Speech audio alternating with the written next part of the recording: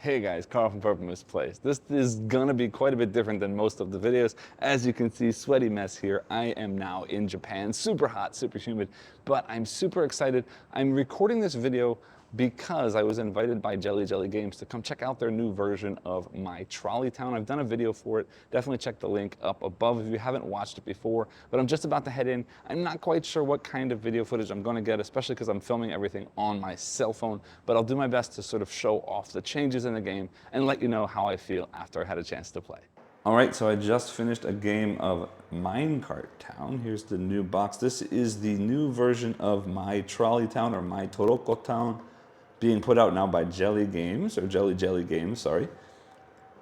So as you can see here, for the most part, it plays pretty much the same as the original game. As you can see, the buildings here say A or B. This says C here, but this is sort of like that V or gamma tiles that you had in the original game. But the big change is sort of how the rounds are working now. So instead of having that sort of push left and right track of the A and B tiles, you've now got the first two rounds using A tiles, the second two rounds using B tiles.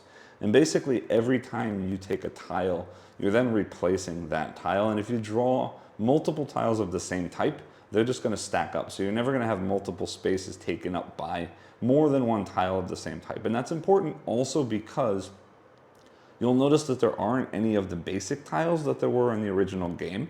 So there are only the A and B tiles, and then the C, which are mostly sort of final scoring or the production buildings that are scoring points. So it's basically the same kind of game as the original, just cleaned up and reorganized to make things more streamlined. But also just as far as the user interface goes, I really love the change. Sorry for the blur. I do really love the change in the score track around the outside rather than that snaking track that had been on the left side. The tiles all fit into this nice tray in the box. And what's even greater, you don't see any of the stacks of tiles in this version of the game because instead now you've got these gorgeous bags, A, B, and C. And I should mention that this is a prototype copy, so things are definitely likely or possible to change a little bit. But that's basically what you're going to get now. You're drawing all of the tiles from a bag rather than having to sort of shuffle and stack tiles, which does make things quite a bit easier. Let me see if I can zoom in a little bit so you can see some of these tiles. For the most part, I really like what they've done here because they're basically taking the original artwork of the other game and just sort of giving it a refreshed look. Now, I should mention this is Saibepu art, which means yay, I'm a big fan, and I think she's done a really great job here as well.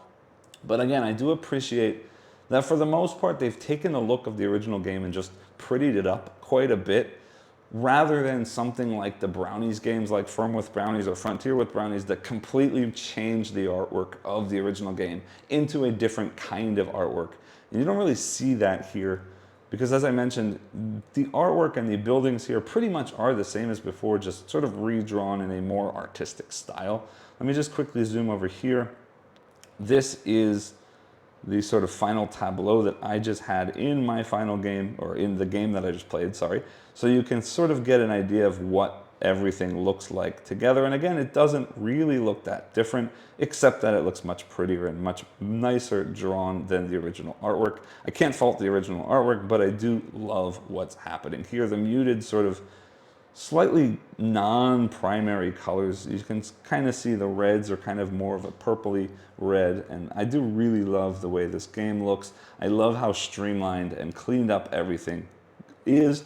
I mentioned before that I did really love this game, so I'm happy to have the game that I love not really changed, just cleaned up and streamlined and made more friendly to play. Also, I haven't really had a chance to look at it, but I have, by talking to the guys, found out that the solo mode is going to be changed quite a bit too, meaning that in this case, the solo mode is going to have a variety of different sort of scenarios that changes the building layout here and sort of pushes you to play the game with different buildings available to you.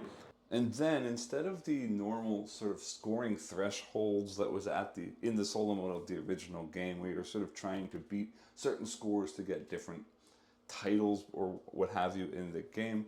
In this version, apparently they're going to be adding a sort of checklist of goals or achievements that you can sort of unlock throughout your games as you play. So I'm really excited to see the solo mode of this expanded upon to more than just a sort of normal beat your own score kind of thing with scoring thresholds, to now something that sort of pushes you to try out different things as you play through the game.